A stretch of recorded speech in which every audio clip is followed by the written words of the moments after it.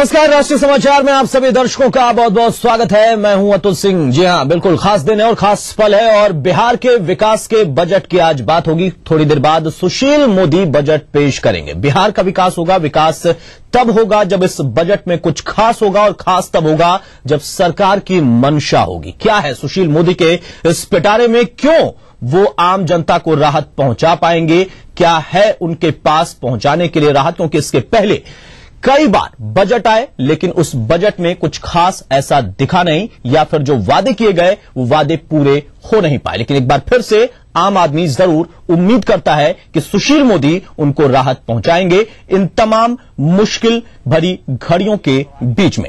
जी हां, तो बिहार का बजट पेश हो चुका है, उस पर हम चर्चा इस वक्त कर रहे हैं। उस वक्त हमारे साथ दो खास मेहमान नवल किशोर शास्त्री साहब हैं, जो कि लगातार इस चर्चा में शामिल हैं, अर्थशास्त्री हैं, और उनसे समझने की हम कोशिश कर रहे हैं कि आखिर इस बजट को कैसे समेटा जाए कम शब्दों में और कितना फायदा इसका मिल रहा है प्रदेश की आम जनता को। और उस बीच में हमारे साथ ओपी शाह साहब भी जुड़े हैं, जो कि पूर्व अध्यक्ष हैं Bihar chamber of commerce industry के। उनको भी इस चर्चा में शामिल कर रहे हैं और उनसे जानने की कोशिश करेंगे कि कितना लाभ मिल रहा है इस बजट के माध्यम से, क्या उम्मीदें जो थी वो पूरी हो रही हैं।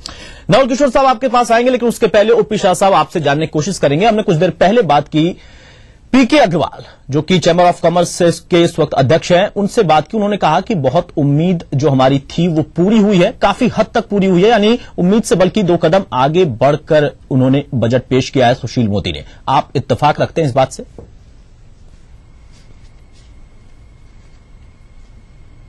देखा जाए जो वर्तमान परिस्थिति है जी, और उसमें बिहार का जो बजट आज पेश हुआ है, इससे हम लोग काफी सेटिस्फाइड हैं जी। और वर्तमान परिस्थिति में जो माननीय उप मुख्यमंत्री ने बजट पेश किया है, 34,000 करोड़ का प्लान साइज दिया है जी, ये सफिशिएंट है आज की परिस्थिति के लिए, और इससे राज्य का सर्वांगीण विकास की संभावना जी।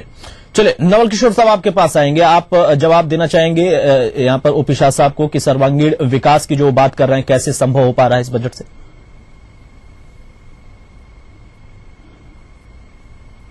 मैं पहले ये बताऊं कि जहां तक साइज का सवाल है जी, साइज में जो वृद्धि हुई है और इन्फ्लेशन रेट से अगर उसको मिलाएं तो आप पाएंगे कि ओवरऑल साइज में भी कोई खास वृद्धि नहीं हुई है।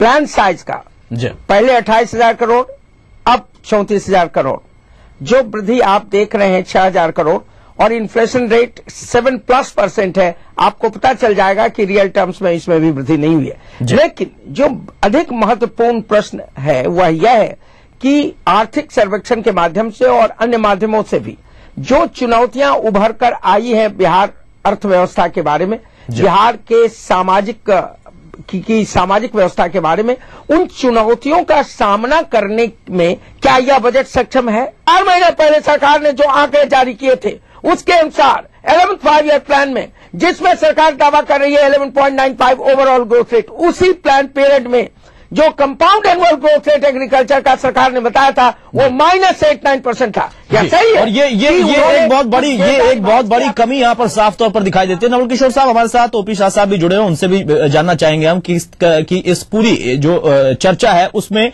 वो किस तरीके से सहमत दिखाई देते हैं इस बजट से। उनका कहना है कि जो कुछ है वो अच्छा है, लेकिन शाह साहब आपसे पूरी ईमानदारी से इस बात को जानना चाहूंगा कि उद्योगों के लिए चलिए ठीक है, हमने पहले बात की थी अग्रवाल साहब से, उन्होंने कहा कि बियाडा भी जमीन देगा, पावर सेक्टर के लिए काफी कुछ यहां पर किया गया है कि जमीनें मिलेंगी, पावर का सोर्स मिलेगा, लेकिन आम आदमी जो कि कृषक है, खासतौर से बिहार के परिप्रेक्ष्य में कृषक एक बहुत बड़ा तबका यहां पर, उसके लहजे से अगर आप देखें तो उद्योगों का फायदा तो हो रहा है, लेकिन उनका फायदा कहां तक दिखता है आपको?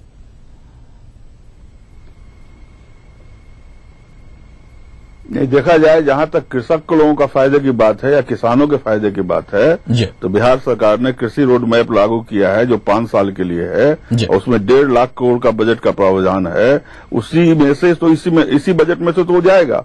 और किसानों का जो आज बिहार के किसान जो फसल उगा रहे हैं, ये तो नेशनल लेवल पे एक रिकॉर्ड पैदा हो रहा है। अभी धान के मामले में रिकॉर्ड की बात छोड़ दें, रिकॉर्ड की बात छोड़ दें, अगर 1-2 किसानों की बात करें, रिकॉर्ड की बात छोड़ दें। शाह साहब यहाँ पर जानना चाहेंगे आपसे, चूंकि चैंबर ऑफ कॉमर्स के आप पूरे अध्यक्ष रह चुके हैं, आपसे जानना चाहेंगे कि जो कहा जा रहा है यहाँ पर कि रोजगार के अवसर मिलते हैं उद्योगों से। जो कहा जा रहा है कि जमीनें अगर हम दे रहे हैं तो उसका लाभ भी कृषकों को मिल रहा है, और यही स्थिति यहां पर बिगड़ जाती है जब हम लगातार चर्चा करते हैं, लगातार हम देखते रहते हैं उन खबरों को कि कृषक कहता है कि हमारी जो उपजाऊ जमीन है वो दी जा रही है उद्योगों को, हमारी जो महत्वपूर्ण जमीन है, हमारी जो उपलब्धि है जिससे हम आगे भविष्य बना सकते हैं, वो जमीन दी जा रही है उद्योगों को। तो लाभ कहां मिल रहा है फिर? किस तरीके से कृषकों को लाभ मिल रहा है? उद्योगों को लाभ मिल रहा है, उद्योगपतियों को लाभ मिल रहा है, लेकिन कृषक तो पीछे रह गया।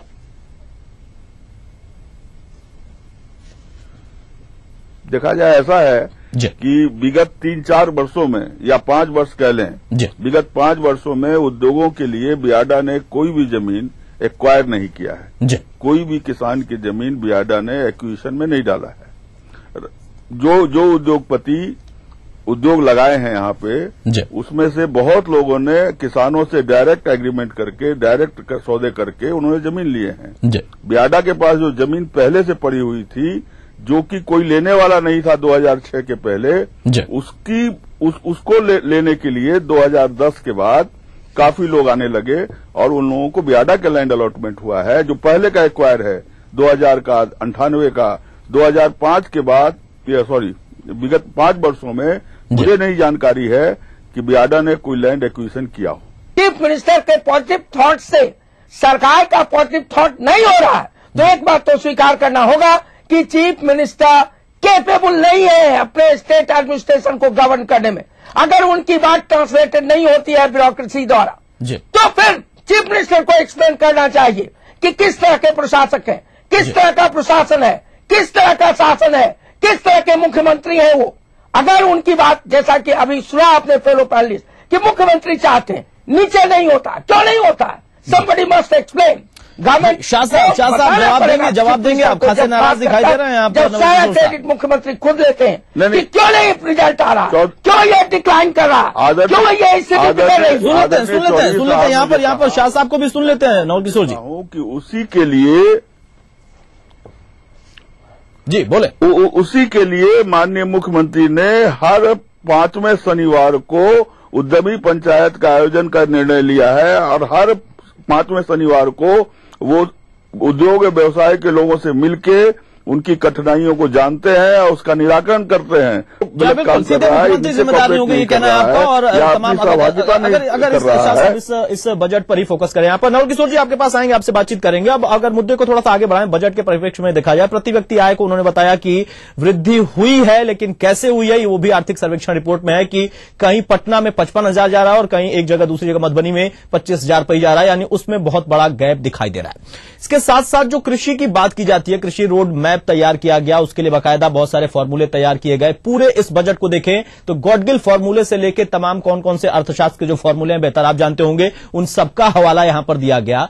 लेकिन इन तमाम हवालों के बाद, इन तमाम फॉर्मूलों के बाद आप अगर देखें तो कृषकों को यहां पर खासतौर से मैं ज्यादा फोकस कर रहा हूं कृषकों पर, कृषकों को क्या लाभ मिल रहा है? सिर्फ खाद्यान्न उत्पादन दर बढ़ जाए वो बेहतर है, या संरक्षण भी होना चाहिए, बीपीएल और एपीएल परिवारों तक जो पहुंचना है वो भी पहुंचना चाहिए, बीज भी सुधरना चाहिए, अभियंत्रिकी भी सुधरना चाहिए। ये सब कुछ एक फैक्टर ही है, एक साथ ही जुड़कर चलना चाहिए। ये ज्यादा जरूरी नहीं दिखता आपको?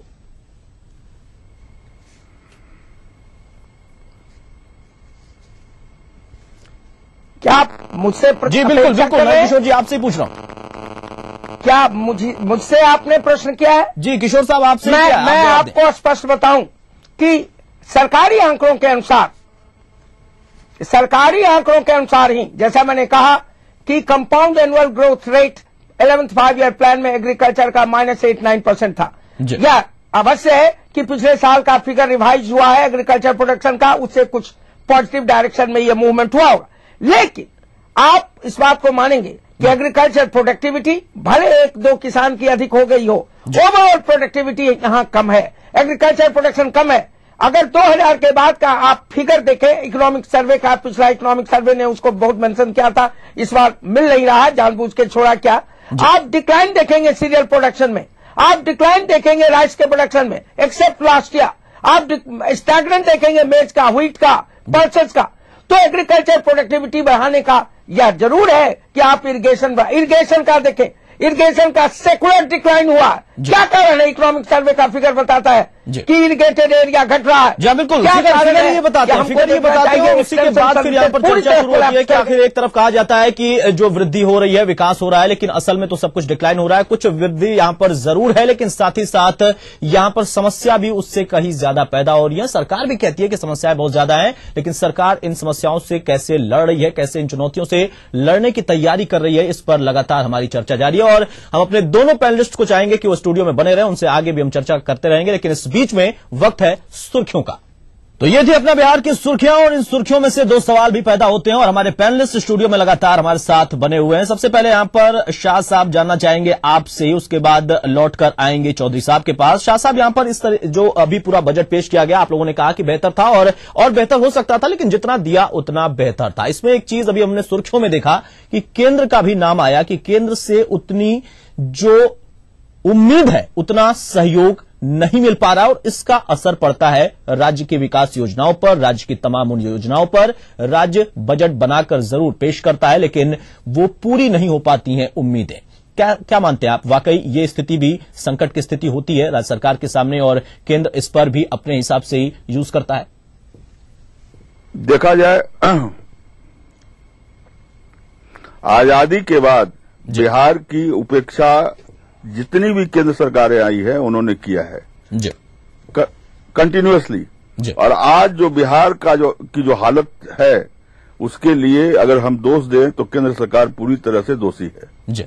और बिहार के साथ जो उपेक्षा हुई है वो घनघोर उपेक्षा हुई है, और बिना बिहार के विकास के देश के विकास की बात करने बेमानी है। नीतीश कुमार की जो मांग है वो आप भी कर रहे हैं, और विशेष राज्य के दर्जे की आवश्यकता यहां पर जरूर। बिल्कुल नवल किशोर साहब, आपके पास बिल्कुल मैं आ रहा हूं, आप बोले और इस सवाल का भी जवाब आप दें कि केंद्र कितना जिम्मेदार है इस जो उपेक्षा हो रही है या फिर जो बाधा उत्पन्न हो रही है विकास में, केंद्र कितना जिम्मेदार है आपकी नजर में? पहली बात, मैं सहमत हूं बिहार सरकार के इस मत से और शाह साहब के मत से कि बिहार के साथ केंद्र ने नाइंसाफी की है। सच कहिए, मुख्यमंत्री नीतीश कुमार के पहले से, बहुत पहले से एकेडमिक लेवल पर मेरे जैसा अर्थशास्त्र का छात्र और शिक्षक इस बात को सिर्फ महसूस करता नहीं रहा, एकेडमिक फोरम पर हम इस बात को उठाते रहे, गंभीरता से उठा रहे, और आज भी हम इस बात को मानते हैं कि फेट इक्वलाइजेशन अन्य नीतियों के कारण हमारे साथ अन्याय हुआ। लेकिन आज बिहार की बदहाली जो है उसको पूरी तरह आप केंद्र पर नहीं थोप सकते हैं। अपनी असफलताओं, अपनी विफलताओं का जिम्मे ठीक रहा केंद्र पर थोप करके अपने को बचाने की यह कोशिश भी गलत है। क्या भारत सरकार ने लैंड रिफॉर्म्स के एजेंडा को लागू करने से बिहार सरकार को रोका? मैंने माननीय मुख्यमंत्री की उपस्थिति में, उप मुख्यमंत्री की उपस्थिति में, पूर्व मुख्यमंत्री मिश्रा जी की उपस्थिति में मुख्यमंत्री से कहा था कि आप और आपके पहले के मुख्यमंत्री लालू प्रसाद यादव जी सत्ता में इतनी जल्दी नहीं आते। यदि जमींदारी उन्मूलन कानून नहीं पास होता, पेजेंट मूवमेंट नहीं होता 30s और 40s आजादी के पहले स्वामी जी के सरस्वती के नेतृत्व में, और आप भूल गए लैंड रिफॉर्म्स कमीशन की रिपोर्ट को रद्दी की टोकरी में आपने भेज दिया। क्या केंद्र सरकार ने उसको रोक दिया? आज क्यों आप भाग रहे हैं? नीतीश कुमार जी भाग रहे हैं, लालू जी भाग रहे हैं, रामविलास जी भाग रहे हैं। आप जानते हैं कि 25 से 35% एरिया शेयर क्रॉपिंग में है, उसको न क्रेडिट मिलता है, न इंश्योरेंस कवर मिलता है, न उसको कॉम्पेंसेशन मिलता है, रिलीफ मिलता है। कोसी में महाप्रलय हुआ, रिलीफ किसको मिला? जमीन के मालिकों को, पटना में बैठे वाले। आप उनसे उम्मीद करते हैं वो प्रोडक्टिविटी बढ़ाएंगे? तो अगर कृषि का विकास करना है और बिहार में सामंतवाद का आधार को ध्वस्त करना है तो लैंड रिफॉर्म्स का रास्ता क्या है? नीतीश कुमार जी क्यों नहीं उसको लागू करते हैं? दूसरी बात, माननीय नीतीश कुमार जी की सराहना करता हूं जब उन्होंने स्कूल की शिक्षा पर Muchkund Dubey former foreign secretary की अध्यक्षता में उन्होंने कॉमन स्कूल सिस्टम का आयोग बनाया। क्या हुआ उसकी रिपोर्ट का?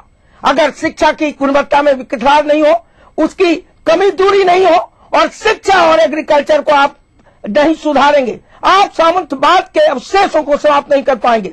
और विकास का यहाँ पर उम्मीद करते हैं, यहाँ पर कोशिश भी होती है, यहाँ पर कोशिश भी होती है, नीतीश कुमार साहब भी कोशिश करते हैं, मंत्री भी उनकी कोशिश करते हैं, लेकिन वो चीज हो नहीं पा रही है, ये कहना आपका यहाँ पर। लेकिन जानना चाहेंगे नवल किशोर चौधरी साहब, आप उस वक्त हम जब ब्रेक पर जाने से पहले, सुर्खियों से पहले हम चर्चा कर रहे थे एग्रीकल्चर की, नहीं है जी, मेरा कहना है वो नहीं चाहते हैं, इच्छा शक्ति की कमी है। लेकिन गठन तो किया था, चाहते नहीं है, नहीं मानी, वो नहीं चाहते हैं कि लैंड रिफॉर्म्स हो जी।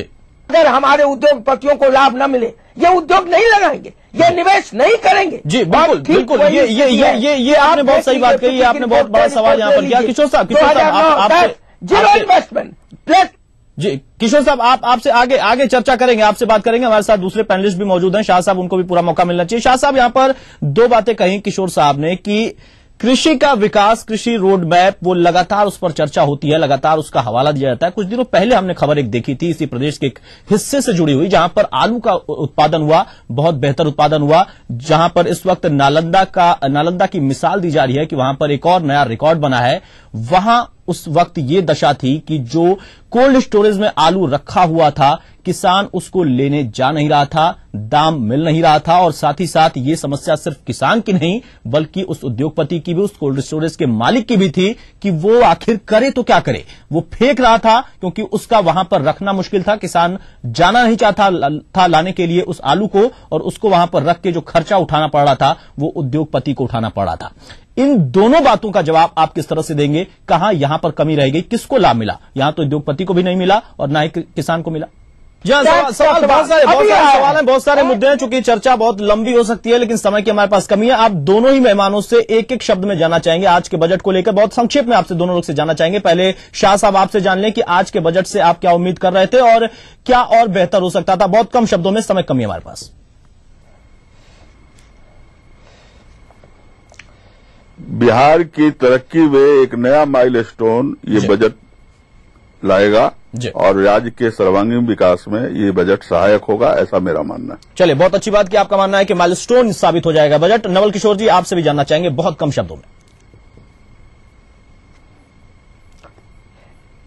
ये रूटीन एक्सरसाइज है, इसमें बोल्डनेस नहीं है, डायनामिज्म नहीं है, और उन चुनौतियों का सामना करने की न इच्छा शक्ति है और न रणनीति है, न कार्य योजना है। सोशल सेक्टर पर बात नहीं कर पाया, शिक्षा ध्वस्त है, स्वास्थ्य ध्वस्त है, विश्वविद्यालय सरकार खुद चीफ बिल्कुल सारी बातें आपने रखी। तमाम डिबेट के दौरान, आपने चर्चाओं के दौरान सारी बातें रखी, लेकिन बहुत सारे मुद्दे ऐसे छूट गए, लेकिन कभी चर्चा जरूर हो सकती है उन पर भी। फिलहाल बहुत बहुत शुक्रिया आप दोनों ही पैनलिस्ट का हमारे साथ जुड़ने के लिए इस खास कार्यक्रम में, और बजट को आपने डिफाइन किया अपने अपने नजरिए से, दोनों ही अर्थशास्त्र के विज्ञात। लेकिन यहां पर साफ बात एक नजर आती है कि कोई कहता है कि माइलस्टोन साबित हो सकता है, लेकिन किसी की नजर में सिर्फ और सिर्फ ये रूटीन एक्सरसाइज है। लेकिन कुल मिलाकर अब इस बजट का लाभ क्या मिलेगा पूरे एक साल में आम जनता को, ये भविष्य की बात होगी। फिलहाल यहां पर रुकेंगे छोटे से ब्रेक के लिए।